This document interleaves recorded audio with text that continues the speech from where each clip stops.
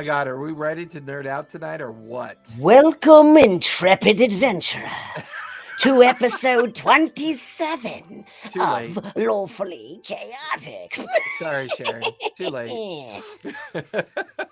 Oh, we're already rolling down the hill, aren't we? Yeah, we are. I got a lot to say tonight. Hello and welcome to episode 27 of Lawfully Chaotic Studios. We're going to talk tonight about the D&D movie, Honor Among Thieves. Yes.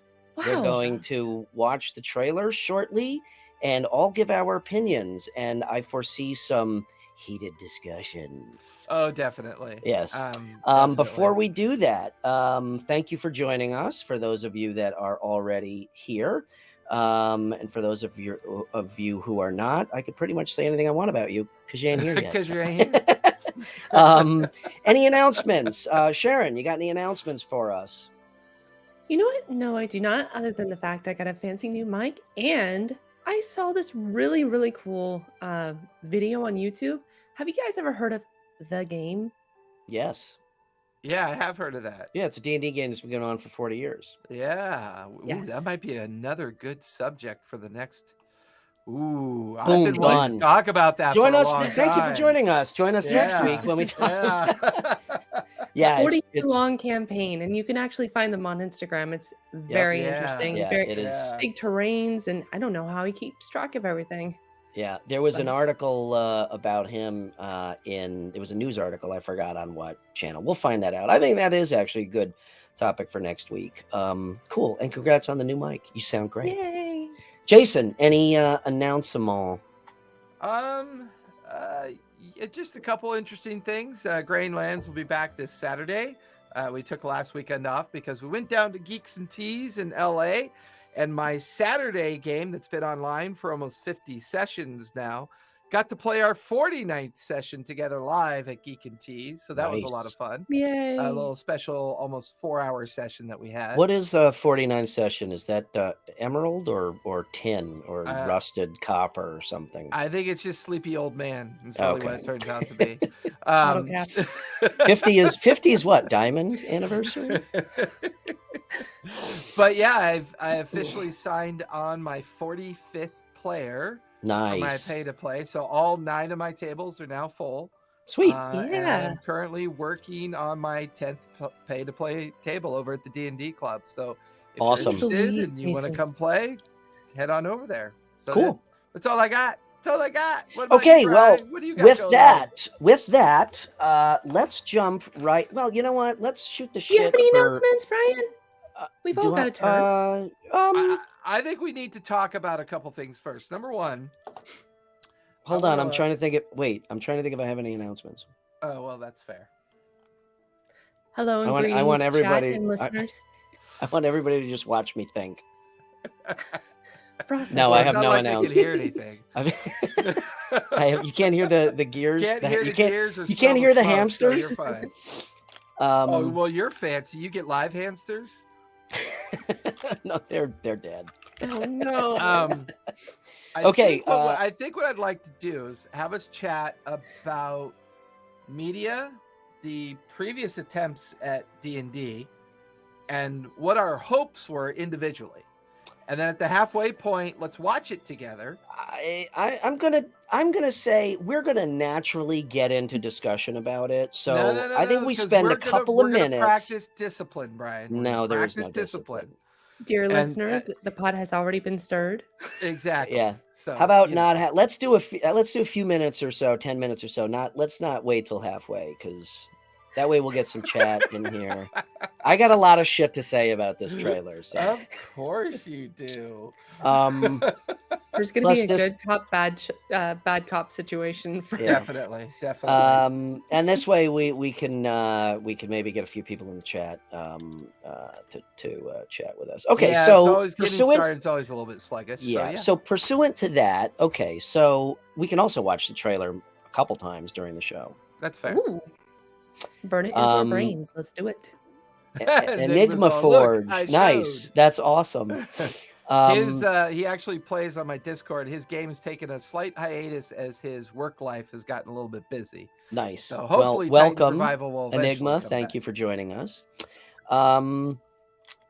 So in that case, should we watch it now and then talk about, the lead-in stuff that you want No, to, because and then watch it again? I want to go down memory trail for a moment for Okay. sharing's sake, because All I right. think the last time we got a D&D movie was the year 2000, like an official licensed Yes. D&D movie. It's been Yes. 22 years.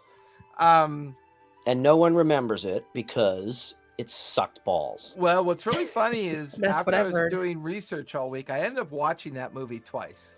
I'm sorry. Um, Jeff, what's up? Thank you for joining us. I'm sure I- you have a lot to say about this topic. I have mixed emotions. I'm About not comparing. wait, it we're to the talking about trailer. the 2000. Yeah. Okay. So going back and watching it,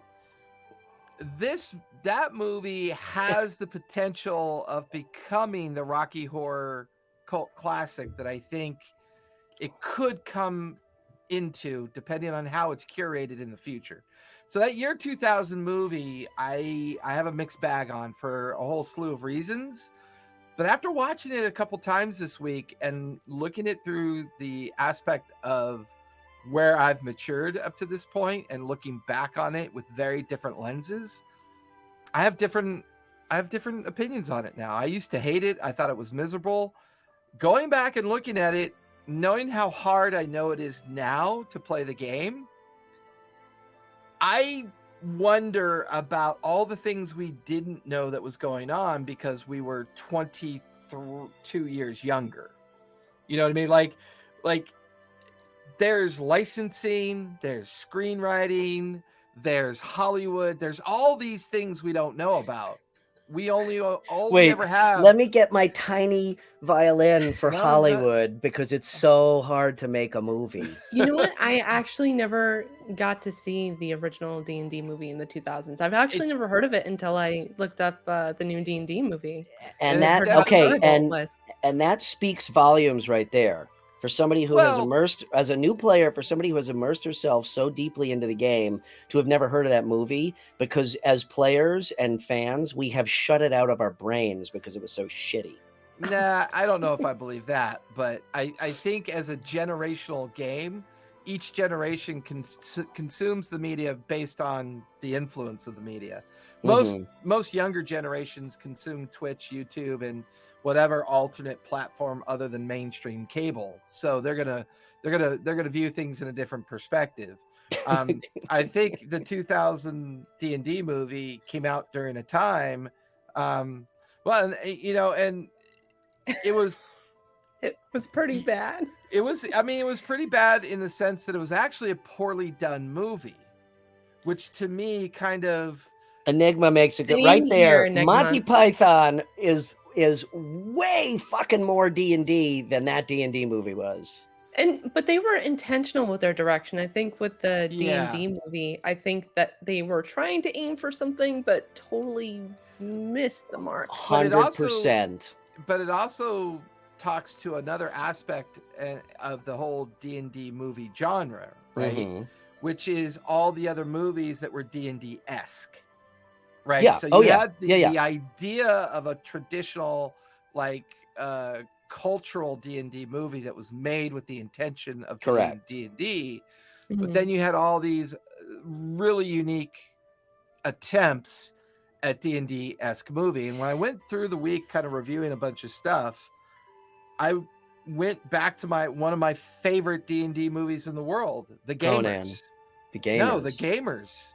If you ever want to watch a pure D&D movie that'll have you laughing from beginning to end, and it was done on a $20 budget, The Gamers. It's amazing. Okay, I need to watch that. It's an amazing movie, and you'll enjoy it. Let me throw this out there. I do.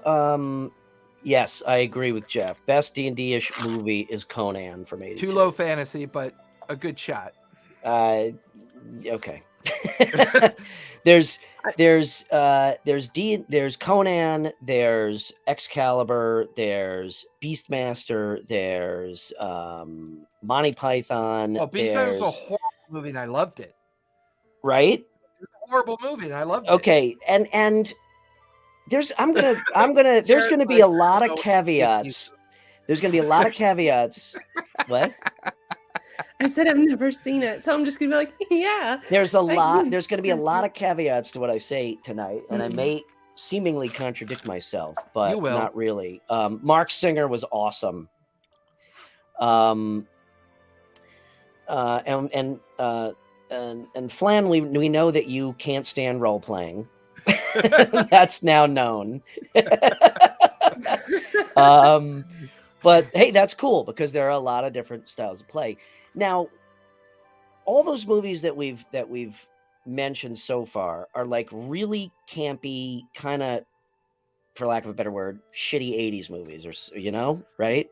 To a And they certain have degree. that feel about them. Now, it may not be fair to make the same assessment of the 2000 D&D movie because it hasn't had enough time to age and age, yeah. become a Mature, cult yeah. classic. However, it has been 22 years. So I'm going to say, yeah, it has. Okay. And the difference is, Paradox, we are staying on topic today, believe it or not. I think that I find that the esque movies, the ish movies, do a way better job. And I don't buy if I may, okay, respectfully, Jason, I don't buy the notion of it's really hard to make a D&D movie because of licensing. Willow, that's another one. Thank you, Jeff. Because of licensing and all that stuff.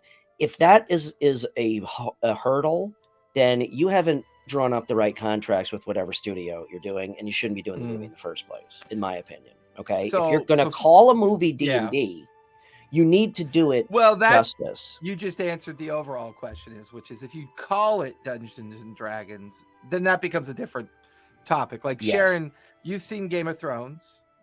Yeah, You've seen honestly, Lord of the Rings. Yeah, Lord of the Rings was like my first sort of like really D&D-ish movie. And to be quite honest, I kind of expected this Dungeons and Dragons movie to be kind of like that. But now why so? Why would you expect it to be like that from your perspective? I think it's my taste in fantasy. Lady Hawk, lawfully chaotic. Hey. I don't know. I just liked the Lord of the Rings, and it's high fantasy and like it's very serious and it has like romance in it. And I think the way that they're presenting this Dungeons and Dragons movie, it's kind of like another Marvel movie, but I guess it's more easier for people to consume the show, the game, right, the movie.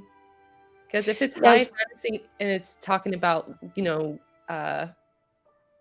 displacer beasts and, gelatinous cubes, people are just going to be like, what are you guys throwing at me? And that is a very absolutely Princess Bride. Mm-hmm. All of these movies, and to your point, Jason, if they don't have D&D in the title, then all of these movies contribute to just the feel of what we feel when we played the game and when we do play the game. And that sometimes can be, in my opinion, way, way more powerful than just calling a movie D&D and doing a half-assed shit job on it, a la the 2000 movie. So we're at the 15-minute mark. Let's watch the trailer. Well, go ahead, share before we start. Go ahead. Oh, no. I'll save my comments for after the premiere. Okay.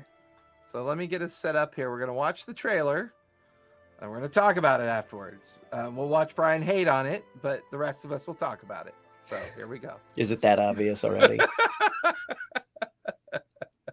Not yet, but it probably will be soon. Let me reset it. No talking. Down in front. Down in front.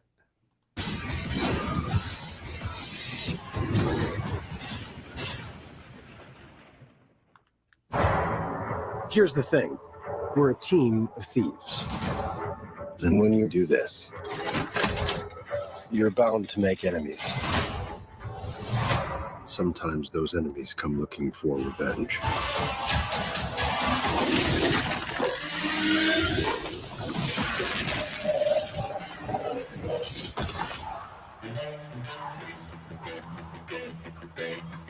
Truth be told, we helped the wrong person steal the wrong thing. We didn't mean to unleash the greatest evil the world has ever known. But we're gonna fix it.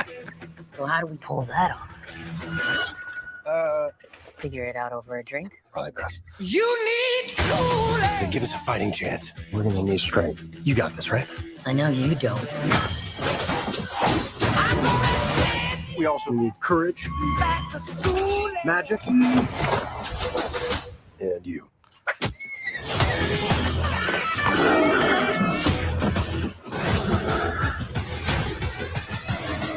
What is that again? It's an owlbear. Let's go. Be warned. There is evil here.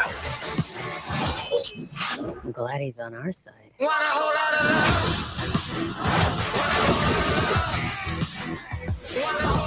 love. This one's dangerous. But whatever happens,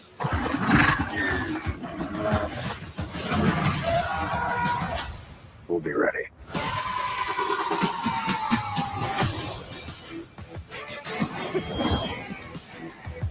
What is it exactly that you bring to this? I'm a planner. I make plans. You've already made the plan, so If the existing plan fails, I make a new plan.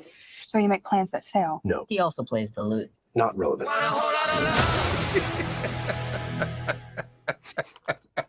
I love it. Hey, Brian, how you doing? I absolutely You love want it. you want me to start? Well, I mean, if you want to, I will say, and I hope I'm wrong. Now, again, caveats, because I always like to cover my bases, you know. So when I run for president in 10 years, nobody comes back and says, "Remember that one time you said that thing about the D&D movie? Fuck you." I hope I'm wrong. I do not have good hopes for this movie at all. At all. Would you like to know why? nah, it just sounds like bitter generational tears. No, it's not. No, Yeah, it's let me lick the screen. See how salty they are. Not at all. It's not generational at all. Please do tell Brian. To me, overall, and It's like- and there's a whole bunch of things I want to pick apart, but to me, Yeah. okay, so let me start by saying the owlbear thing, I actually have zero problem with that. That doesn't bother me in the slightest. And yet you have so much hate for druids. I'm so surprised. Well, just because druids suck and they ruin the fucking Hey, game. hey, hey, hey. You get him, Sharon. You get But 'em. let me quash the owlbear thing right now. So, okay, well, it's a little deeper than that. But pursuant to the topic of if you call it D&D, it should be D&D. It should reflect the rules. It should reflect, the mythology and all that. Otherwise, there's no reason. You're just slapping. See, boom, second right there. Druids break campaigns. Conversation done. Rules are meant to be broken. Where was I?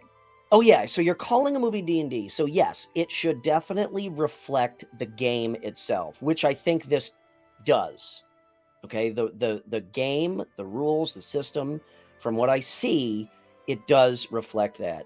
The owlbear thing, that is just a bunch of butthurt people rules lawyering. Okay, nobody wants to see a fucking druid on the big screen turn into a dog or a fucking raven. Okay, oh, it's a druid as a fucking dog. No, I get it. An owlbear, it's fucking awesome. That's rules lawyering, and I think that takes this to a ridiculous degree. So all of that owlbear anger, believe it or not, like I said, that is the one thing that I have no problem with at all. Okay. Yeah, but now you just immediately launched into something you're cool with, which automatically goes against the idea of D&D immersion. Well, hold on a What second. wait. Why? I'm just saying, because according to Dungeons and Dragons, they can't do that. What do you mean they can't do that? I'm not. Hold I'm on. serious. Out I'm- there. You can interpret the rules however you want to. It's there for a reason. And also, there is such a thing as the rule of cool, okay? And that's exactly what they did right there. Mm. DMs do that all You the are time. free- We've you talked are free about it. to interpret rules. Boom, That's right how- there. Seriously, that's not saying like, oh, a druid just transformed into a dragon or a ship. It's like, You know, you're literally picking apart the word beast as as abomination. And like I said, on the big screen, I do get it to a point. Nobody wants to see somebody turn into a fucking dog. Okay.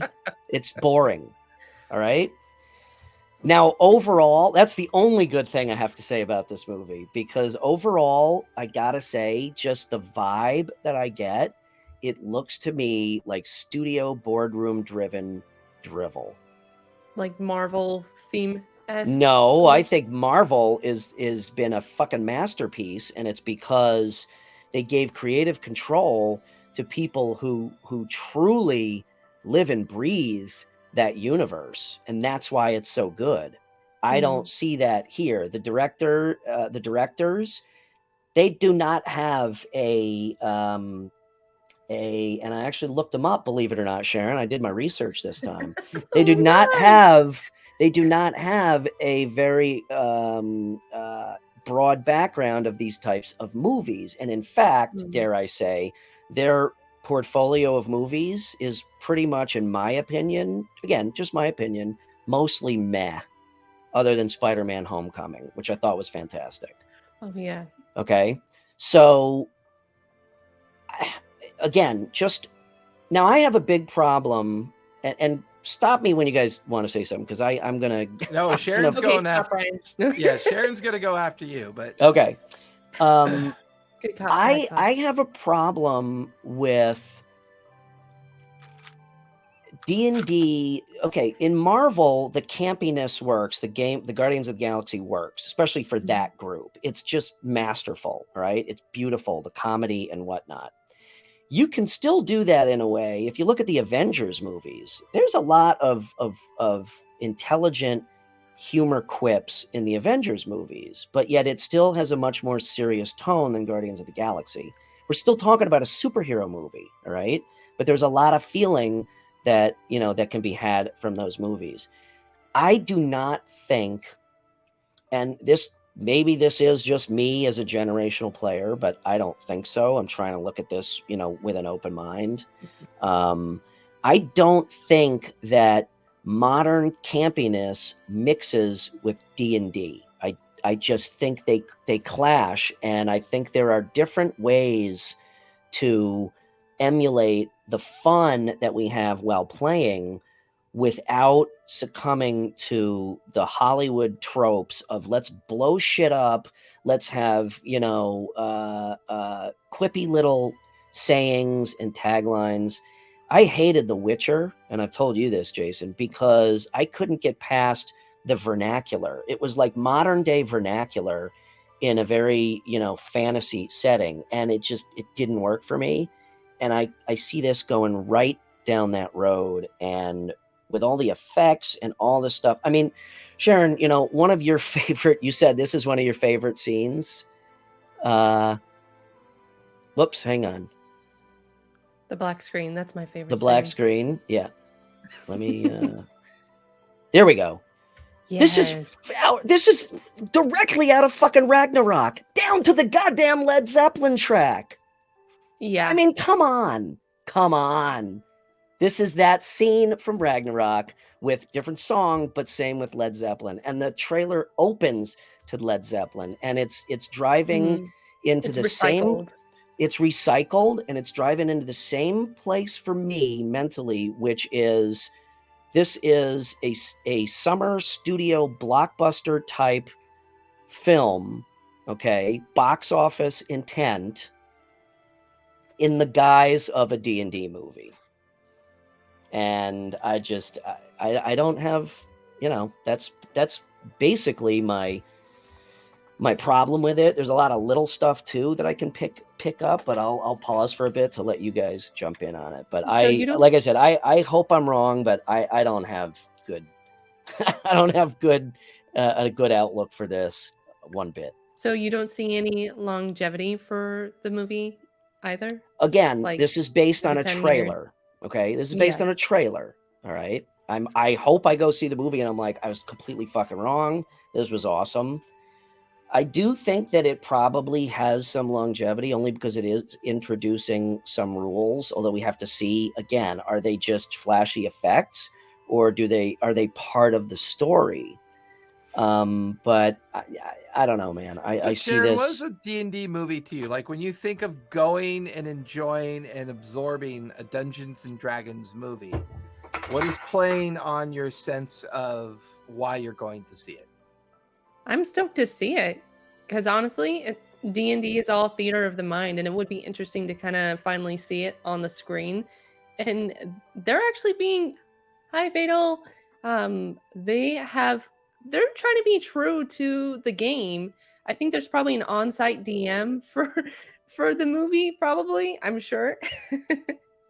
Like they've had like 9 spells listed in there. There's like 3 dragons, 3 different types, and there's like a lich wizard, then the mimic, and the displacer beast. Like I haven't even encountered those things in the campaigns, and yet I've heard so much about it, you know? So it's really exciting to me to see that. But like I mentioned before, I sort of kind of expected like a Lord of the Rings sort of vibe, but that's just because I just love Lord of the Rings, and yeah, I'm a little bit biased towards it. And I think mean- that, and I think you exemplify a particular challenge that any D&D movie is going to have. Mhm. There's already been 1,000 people that have been given the opportunity of doing it better. Mhm. So we are now in a comparative position and not in a speculative position. We're That's not really speculating it's going to be good or bad. We're comparing it to everything we already know. Mhm. And that's the problem well. that this movie faces, is that we're I am comparing not. it to you're I'm comparing it to Marvel. You're comparing it to Marvel. No. I'm Well- saying that campiness works for Marvel, in my opinion. I'm actually looking at this in a vacuum. I just think, pursuant to me and my belief of what D&D should feel like from the trailer, this doesn't feel like that. I'm not comparing it. So I think it's also a good point. Go ahead, Cher. Actually, now that you say that, Brian, I I sort of didn't like it at first, but then I sort of thought about it, and I think it sort of honestly captures D&D in a sense, because D&D is sort of like serious fantasy, but then there's also some funny, quirky parts, and it's kind of laid back at the same time. So Mm-hmm. in a way, this movie is, or at least the trailer is sort of capturing that, because even in like that favorite scene that I have with the paladin jumping towards the dragon, like that's a YOLO move in D&D. Like, your bard friend is gonna get swallowed by this red dragon. Hey, the paladin's just gonna go for it and hope for the best. Okay, that's the rolled a one nat 20. comparison that I'm making, Jason. That's fair. In and of itself, that scene's awesome. The fact that it's exactly recycled from Ragnarok. But I think what sometimes we lose focus of is that the way individuals decide to consume entertainment. To be honest with you, I could watch Chris Pine pick his ass for 2 hours and be perfectly happy. I love Chris Pine. He's such an influence on me over the way he saved the Star Trek universe. Yeah. And the way he's been involved with that. That for me, a lot of the influences of a movie have more to do with the people and the attempts that they make at it, and less to do with the studio structure. Anything done in Ragnarok fashion, I will consume like poisonous Skittles, because I love Ragnarok. Ragnarok to me was the best Thor it's my favorite that ever came out. It's my favorite Marvel movie. And I feel like the retro Guardians, retro Thor, and I'm hoping they're going for a semi-retro approach with D&D. I'm hoping they do, because I'm going to enjoy that even more.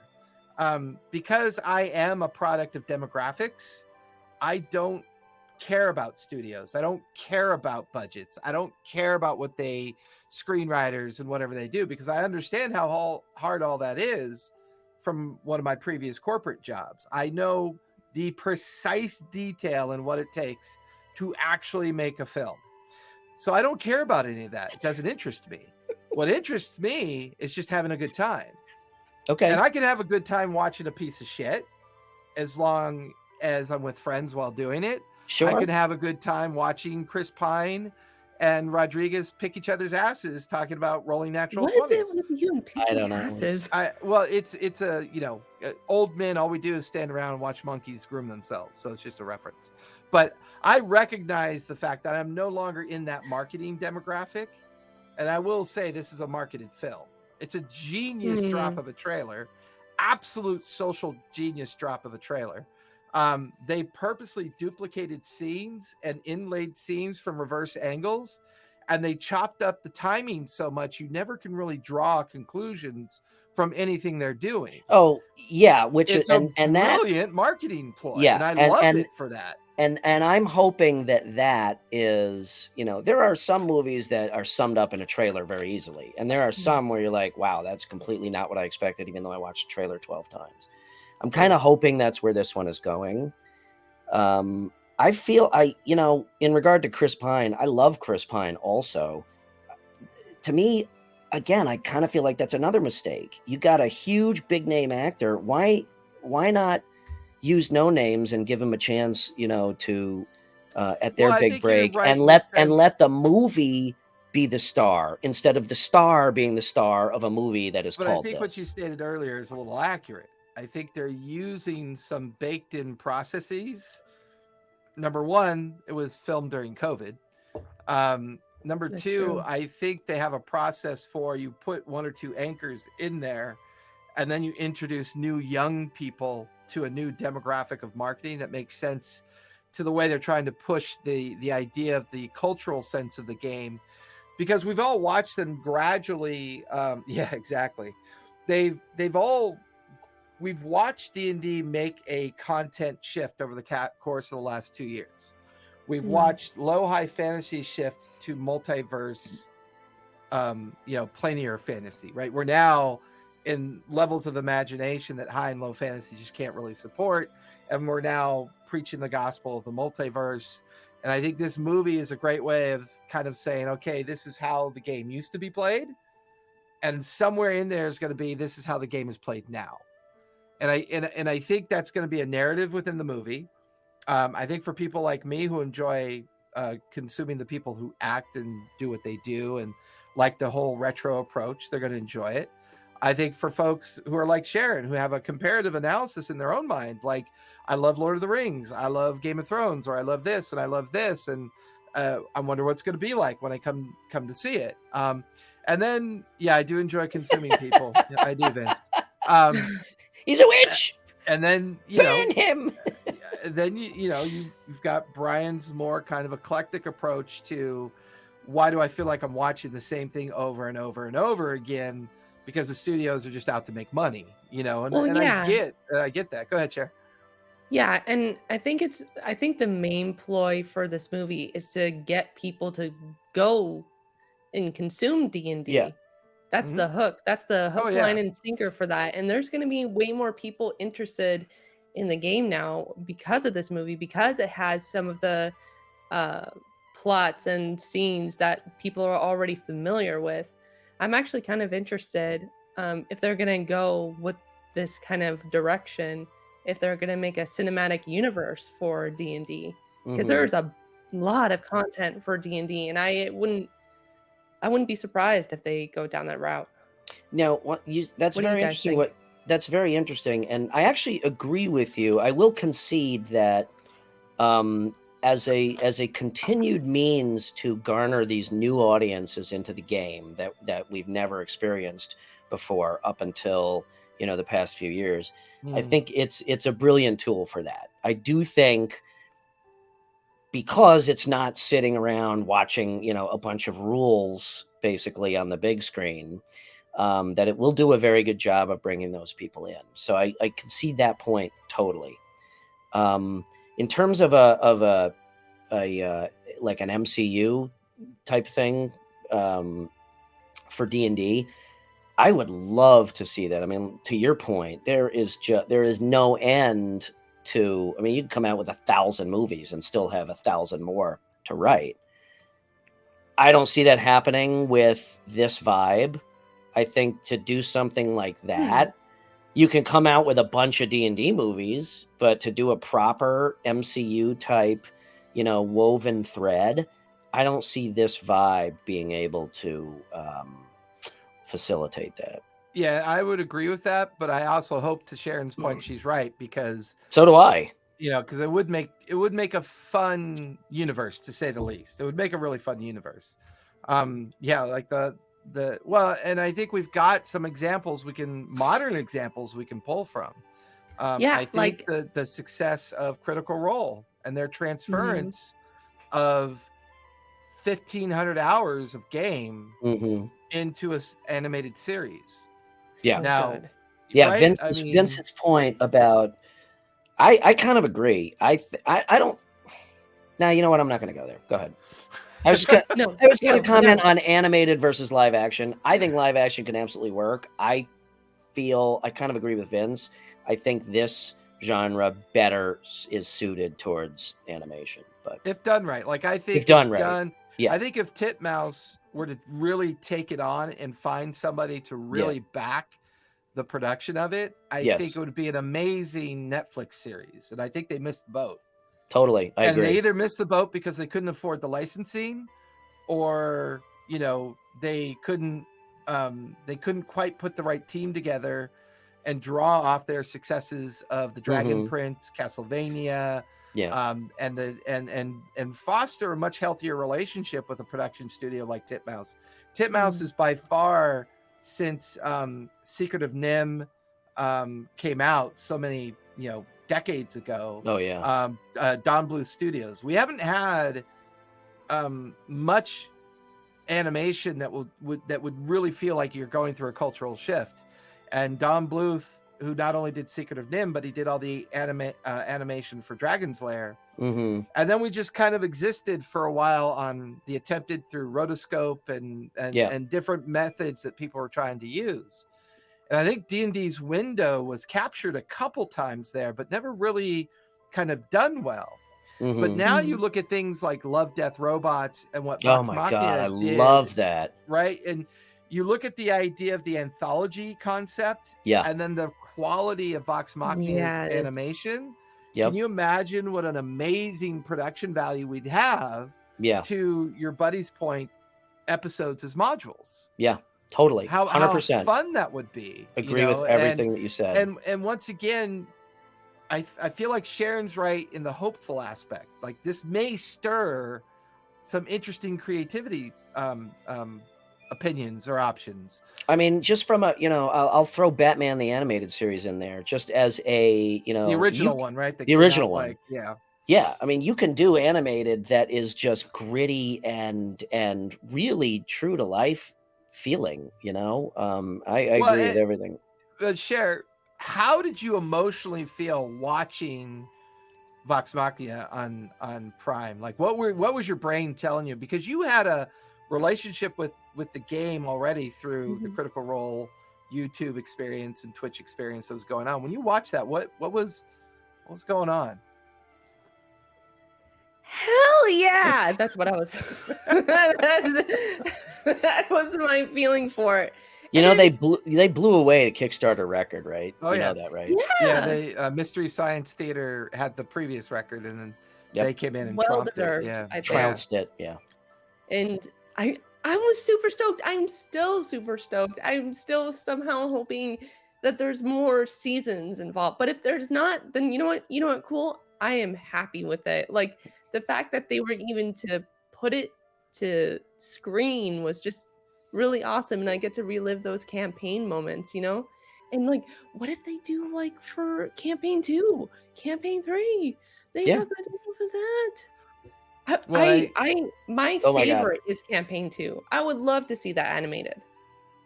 Agree. Yeah. I think. Did you guys ever? Go ahead. Go ahead. No, go ahead. No, you go ahead. Did you guys ever see this piece of steaming garbage?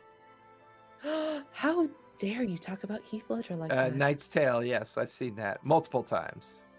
Once again, because I love him as an actor, so I don't care about the movie. I consume movies very uniquely than most people do, I think. Yeah, but you say you don't care. I mean, it was garbage because you're telling a fantasy story and it's like a bunch of fucking skater dudes. I know. It You was know, like, awesome. oh, let's jump on this horse, grab your lance and kick this guy's butt, bro. It's like, it it's spoke such a to fucking my disconnect. yeah, but it spoke to my Generation X appeal. It spoke to the days that I used to hang out with my friends like that, and we used to play D&D. And there's a reason why he's not on the I'm West coming Coast. there. I'm gonna fuck up Hollywood, man. A very D&D movie that's not fantasy at all is, Lords of Dogtown. I mean, it's an amazing movie about the it's an amazing A Knight's movie, Tale was garbage, you know. Vince. I'll fight you on that. But You the reason why I like Knight's Tale, and then I'm going to let Sharon go. The main reason I like Knight's Tale is because it spoke to me. I enjoyed most of the actors that were in there, and that's what I watched it for, was them. The story didn't really matter that much to me because I was having fun consuming it the way that makes me feel like I'm being entertained. So I wasn't worried about all the noise and all the artifacts and all about the silly kind of line dancing that they did at the end of the movie. It was just a fun trip. Dude, this has nothing to do with D&D, but have you watched The Bear?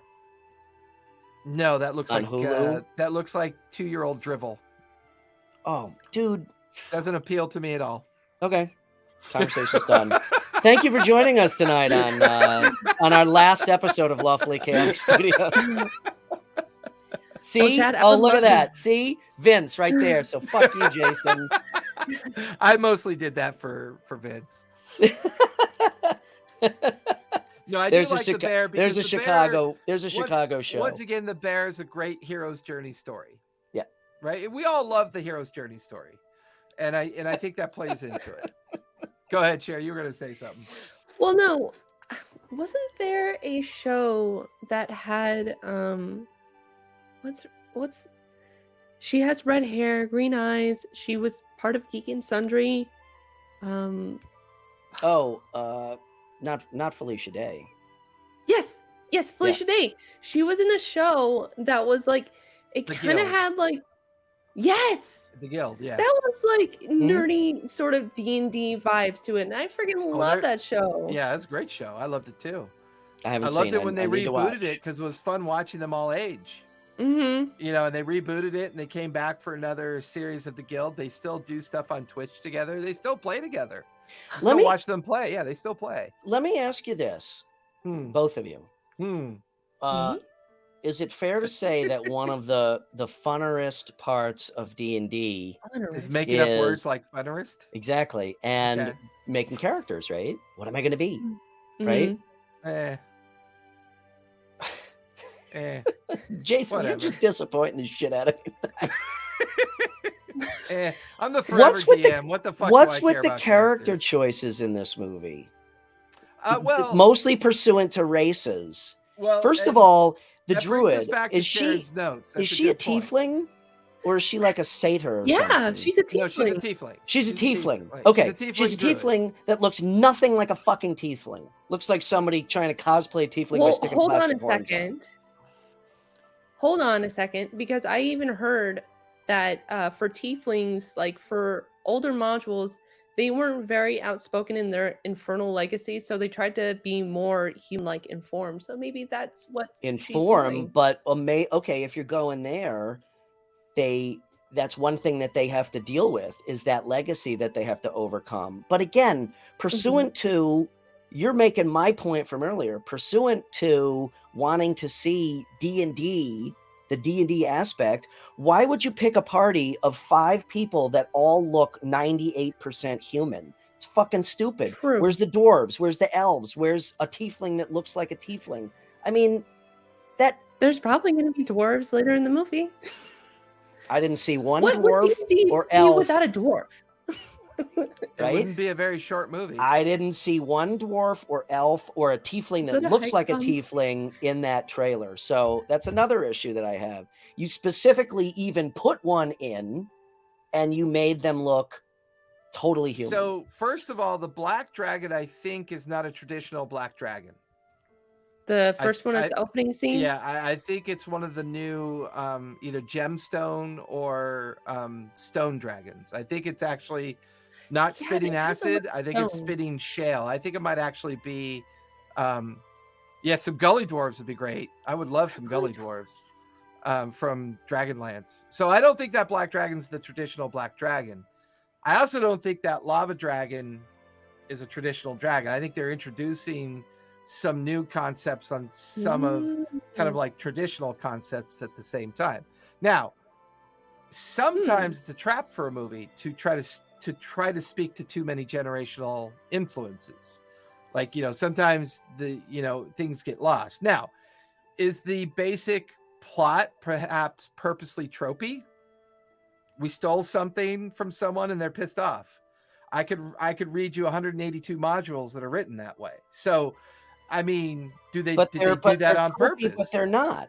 They're tropey, but with the main characters, they completely avoided all the tropes. I want to fucking see a devil-looking tiefling, or I want to see a dwarf, with a shitty attitude. They'll probably eventually like introduce that, because I think, because D&D, like at the very beginning, was about, Satanism or whatever. So what if they were to roll out with a fucking red tiefling on screen? I think people would be like, hey, there is a devil in D&D, like. I'm going to disagree with that. Look at Stranger Things. I think that's perfect considering the short attention spans. This is like an now. easy way for people to jump into D&D. Just like take little itty bitty bites, Okay, and you're right. And that begs the question, and Jason has kind of touched on that. That begs the question, is this movie made for D&D fans, or is this movie made to bring new people into the game? Because I do not think that you can satisfy both. And I'll throw out an example.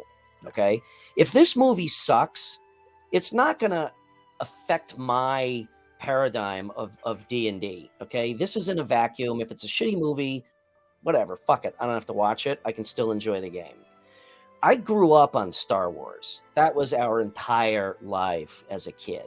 Okay, Star Wars. I remember seeing Star Wars the first time in the theater when it came out.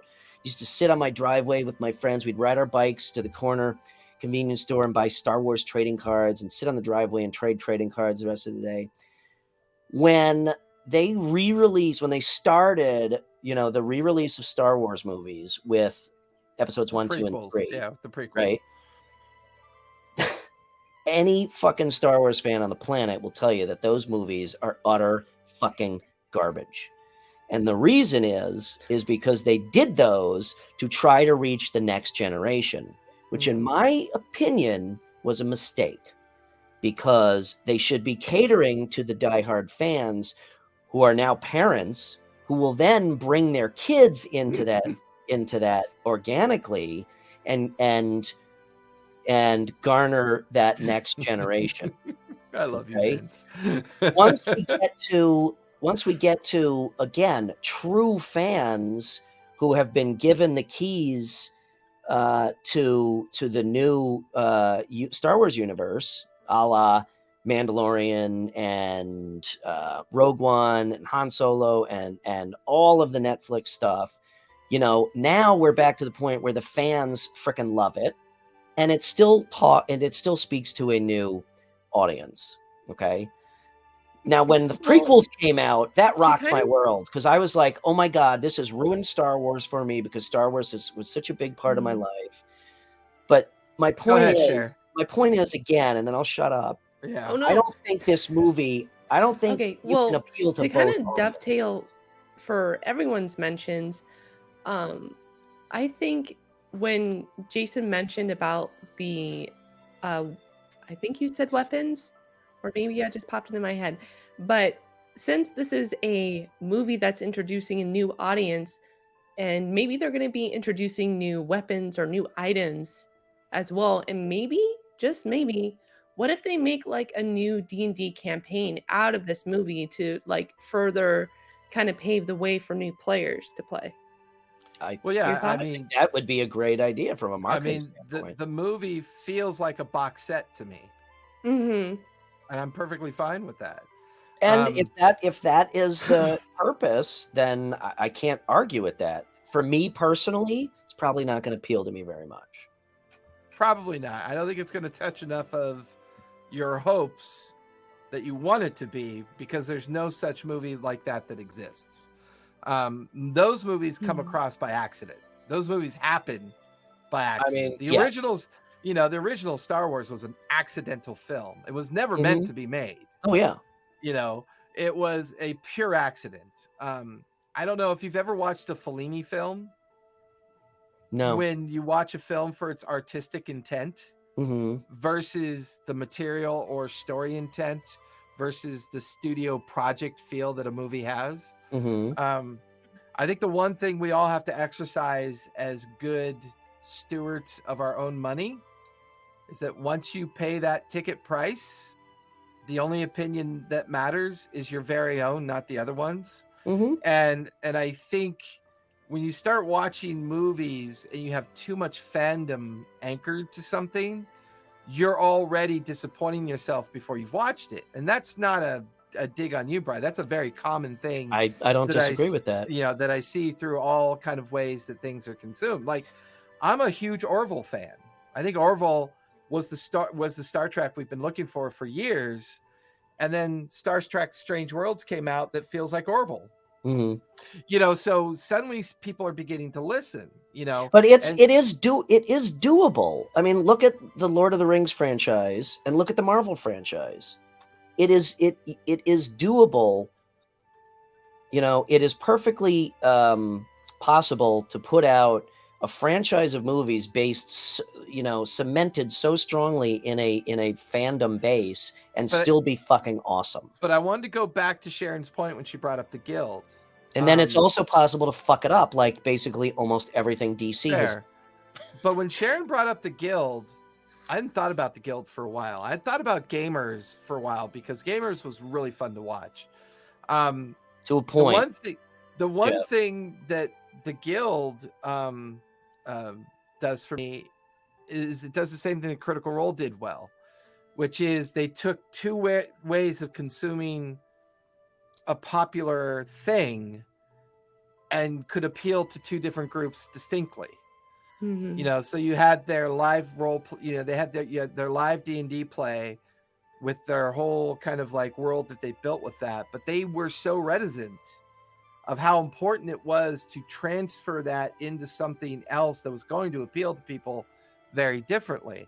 And once again, it's a generational difference. You have a very kind of stodgy studio framework sitting out there that likes making money.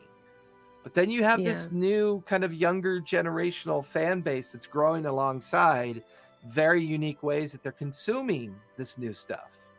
And so you get into these points of conflict and differences. And, sometimes some generations aren't willing to let the other generations either fail or succeed.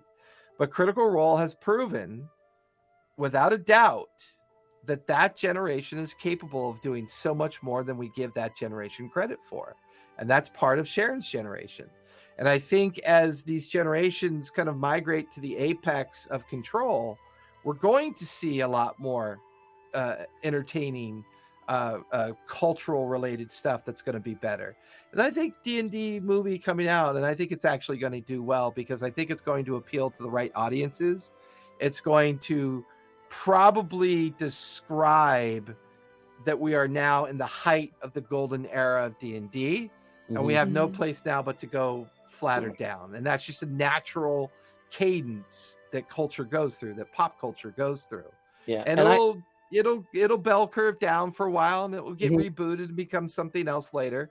But I think this movie takes into account a lot of what got us here, takes into account the WotC corporate mentality in conflict with a Paramount studio mentality. We're seeing that play out. And we're seeing that this is probably the last real big thing you'll see during the golden era. You'll see more Critical Role animation. You'll see other people attempt animated series. I think we're saying goodbye to the old way of things being done. Yeah. And I think the new way is going to gradually take over. Yeah. And I think this is just one of those kind of little hiccups in the road that's proving that point is going to it's continuing. To be fair, this could be a hiccup for me. Will it be a hiccup for the game in general? I don't think so. I agree. I think it's going to do well. What I can see happening, and let me make a point, first of all, I'm not unwilling to give up my generational ownership of this game. Okay, quite the contrary. All right. I mean, I love Critical Role. You know what you can't do when you're dead, Brian? You can't play D&D. You're right. But I love Critical Role. I've done a lot of work for Critical Role. So, I am completely open to the next generation taking this way further than we ever did. This particular trailer just gives me the vibe of this is boardroom driven creativity. I've been dealing with that my entire career as a designer. Okay. So I just want to be clear that I'm separating the two. This is not, this is not how I think D&D should be. I just think this is just flat out going to be shittily made movie. But I think go ahead, Cher. Well, I'm curious, what do you think what things would you change to make it more appealing to you?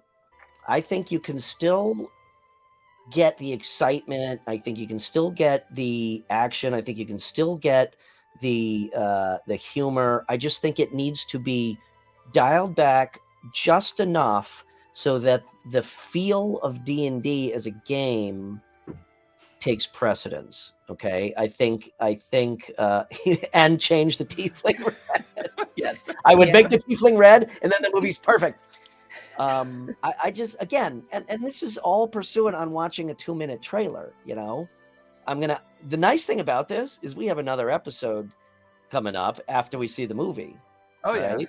Well, we'll probably do another episode when they drop another trailer. I mean, the movie doesn't come out till next year. Yeah. We got a couple more. And in typical fashion. But something else that you said that I do want to touch on is, even if the me's of the D&D world hate this movie, okay, I think that it could very well be just that, that open door to introduce people that still have not yet played the game, don't know what the game is, and get them into it. I would hope that if this is the gateway drug into a cinematic universe of D&D, that maybe afterwards that Hollywood would say, you know what, maybe we could do a lot with this that is entertaining yet deeper, a la what's going on in Marvel, and really do it right. And here's an interesting your buddy had posted a link to the kotaku.com site, and I'm going to read that, which has that, and they said that basically sums up what I'm saying. It's two different genres, and it doesn't mix for me. That's fair. I think the short. Well, I'm gonna do a quick, kind of like we might go over today. So, because I want to get Sharon's opinion on this little story I'm gonna tell, because no offense, your opinion's already kind of, I know what it's gonna be, so I'm okay with it. That's fine. But running as many tables as I do, I get the privilege of experiencing a lot of different ways people try to play. And I'm privileged enough that they trust me not to interfere with what they try to do. That the affirmation of the game is the emotional, the emotional fun that people are having because they feel safe enough to try to fail and to try to succeed at the same time. I have a player in my Wednesday night game who only made it as far as 2nd edition. And now he's, a member at our table. And we're playing the adventures of Nicodranus, and we're taking on the cult of the Chained Oblivion. And it's going to be mostly a dungeon crawl with some city activity later on. And watching him play for the first time last night was probably one of the most emotional experiences I've ever had. Because at the end of the sessions, I always take 5 minutes to talk about the session and get the feel from everyone on how it went, how everyone felt about it. And it was an incredible moment for me. It was an incredible moment for me because I no longer view the game as something that has to be owned by a generation. That matters virtually zero to me. We are privileged enough to be a part of something that has now encompassed so many generations of play that there's virtually not a single comparable game out there that can stand up on that same kind of legacy of, you know, my grandfather's father's brother's nephew played, or niece, or grandmother, or aunt, or uncle, right? There's just 10 years goes by, 10 years goes by, 10 years goes by. The only thing unique about this current generation is the access to so many different ways to consume something that wasn't able to be consumed other than one single way, you know, and I think we're watching that play out. I like the fact that it looks like Marvel, because I think that's going to help a lot. I'm in the business of earning a living through the D&D, you know, the D&D brand. So I know that movie's going to help with that. I know that movie's So gonna be all an this is amazing a gateway. personal greedy money grab for you. I get it. Not necessarily I'm- greedy. I I'm think totally joking, dude. Go ahead, Cher. I'm joking. I think to me, this is like a grand opening for everybody. Just like kicking open the doors Yeah. and just saying, Yeah, come on, Yeah. guys. come check it It's out. great. Just come Oh, on even in. better Jump yet, in. what you just said, Cher. Come check out what you've been missing. Yeah. You know how Come on. hard it Woo. is for people to find games? I mean, we did a whole episode about it. You Yep. know, it's hard. And this amazing, glossy movie that takes a very Marvel-esque approach with a kind of over-the-top budget with probably a little too much corporate involvement. And they've got some pretty decent actors and actresses together, although I don't like to differ between the two. They got good actors together. And I think we're going to see something unique come out of this. I think the parts that are going to be bad are the ones that the corp touched, and the really good shit is going to be the ones that they didn't touch. And something's going to come out of that. I feel like that was the lesson that was learned from Star Wars. I feel like they're learning that lesson with Doctor Strange. There's a lot of lessons to be learned with Doctor Strange. The way they treated the Red Witch in that movie, I couldn't even finish the movie. It was A lot of people had a problem with the her way they portrayal. treated her character, Yeah. the actress, the narrative of the all-consuming 1950s out-of-control mother was awful. And they're going to learn a valuable lesson from it. I think Rogue One also taught Star Wars a valuable lesson. So there's going to be two things out of this movie. They're either going to learn from it, or it's going to be another 20 years that we wait. But you know what the main difference is, though, is that people can actually jump in the adventure. You can't jump into Star Wars. You can't jump into No, Lord of you the can't. Rings. Yeah. You can live and breathe this adventure, and that's why I like your original comparison with being a gateway. Like, here's the door. Look at what you've been missing. Why aren't you playing this game? This imagery representation we're giving you is just a microcosm of an entire amazing culture you could be a part of, as well as play a most amazing game that you could be a part of. So I agree with you. I think, and I hope that, to your point, Jace, that this will be a learning experience. And I kind of see this as like a test bed for the studios to kind of realize, like, okay, there is money to be made. And now there's a deeper level of content that can be had in a much more thoughtful way, for sure. Well, so, and I would say, as an example to that, if you go into the YouTube sphere and avoid the comments and avoid all the toxicity that is the YouTube comment robot space, and you do a search for anything D&D movie related, type at the end of it fandom.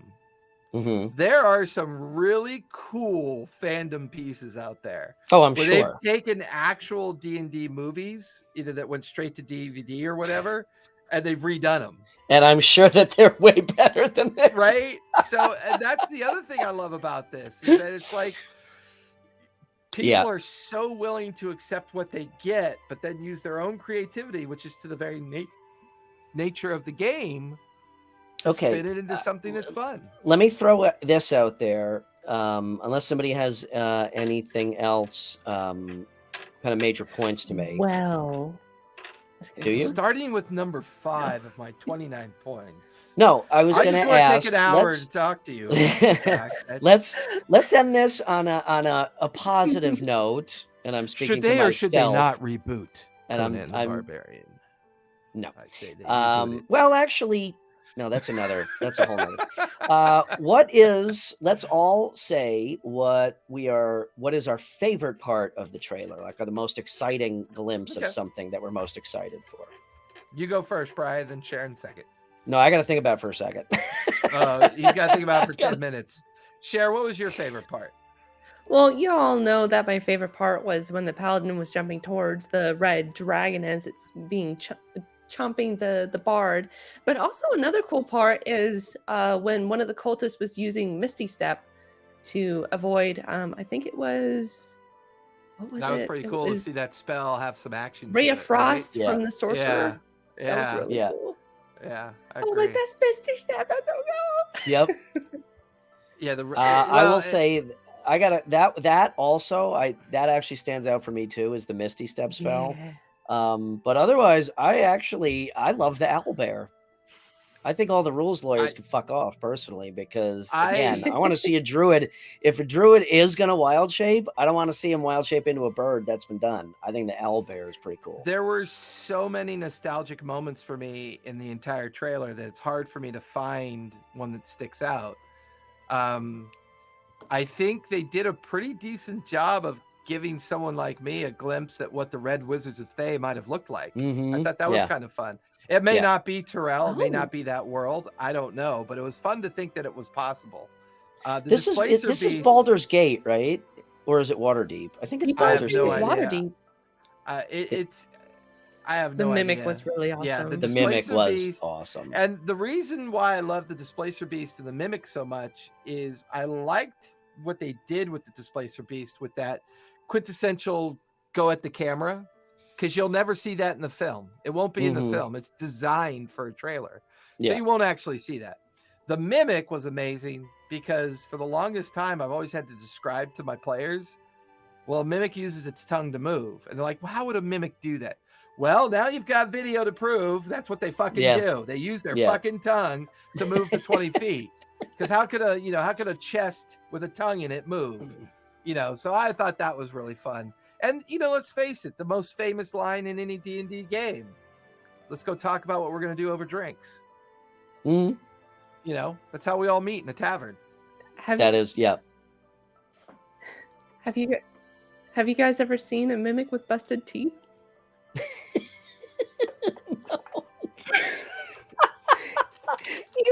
Oh my god, that's fucking awesome. That's awesome. Come over here before I could bite you. Little snaggletooth. Horrible. I haven't read enough of the movie to know where the setting is. I've only watched the trailer. All I know is it's Forgotten Realms, and it looks like it's on the coast. So I'm gonna guess that's either Waterdeep or Baldur's Gate. That's My what I guess heard. would be Waterdeep. that if you're about to release, I think it's Baldur's Gate because the river runs through the center of town. Yeah, That's so cool. I would guess you guys that are too. able to point that out. That's so cool. I was hoping that Nerds. Yeah, I know we are nerds. I was hoping that it was just going to be if it does turn out to be the Sword Coast and it does turn out to be Baldur's Gate, then perhaps this is also the gateway to us finally getting a Forgotten Realms reboot, like a codified one. Because we haven't gotten that yet. We haven't actually gotten a traditional Faerun reboot at the level of the world of Terrell and all the different continents that are involved with it. It's always been, they did that one book with Sword Coast. Their modules kind of touch on areas, but nothing's been codified into like a single universe of here's the campaign. So to Sharon's point earlier, maybe if this is Forgotten Realms, maybe this is the new universe that they're skipping into.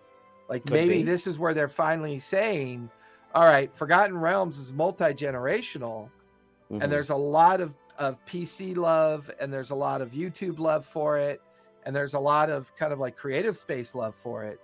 That maybe this is finally that reboot and the gateway into a whole new line of books and modules and multiverse related stuff. And we're going to see a whole reboot to the legendary status of, the Faerun. And suddenly we have this new thing. And I'm okay with that. I've always loved Forgotten Realms. And if it turns out that's what it's located in, going to love it all the better. All right, that was a cool summation. Sharon, you and I will do one now. What's your overall summation of this? Well, I think it's pretty exciting, and like I've stated before, I think this is just opening the doors for everybody and just telling everyone to come in and grab a drink and tell a story, and to feel it and live it, but also to just invite a whole new slew of players to jump into D&D and share that excitement with old players. That's really cool. I mean, sure, there's probably going to be some instances of the rule of cool in the movie, but that's D&D in itself too.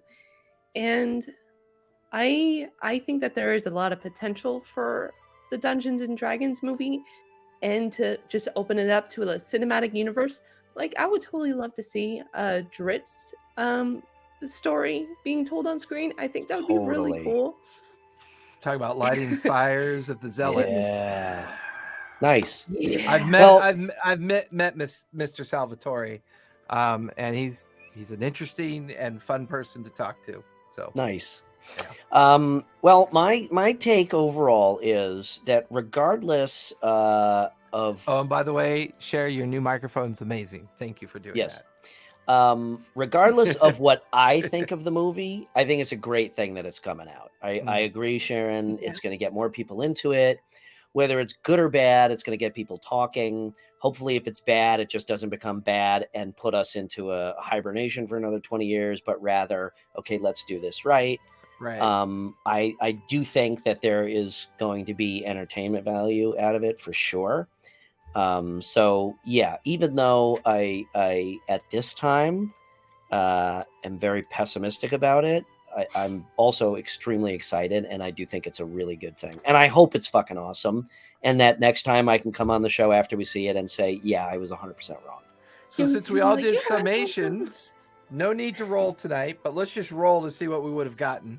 Well, no, we still need to close out. We still need to do rollies Do to we? close out. All Yeah, right, of let's course. roll. Yeah. All right. I'm still using the same die, although I won last time. Ooh, I got a 17. Oh, baby. 19, brother. Mother effer. 19. We're all rolling high tonight. I got a 15 off of my druid You're up, dice. Brad. Close us out. Woo! Okay. Well, thank you all for joining us. Thank you for hanging out. This was a really, really awesome discussion. I'm looking was. forward to when the second trailer drops. We'll have another discussion.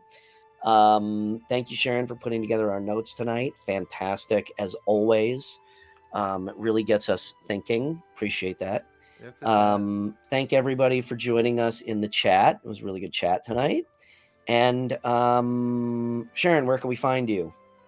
Hey guys, thank you all for joining us for another episode of Lawfully Chaotic. You can catch me over on Instagram at BerryBot, and you could also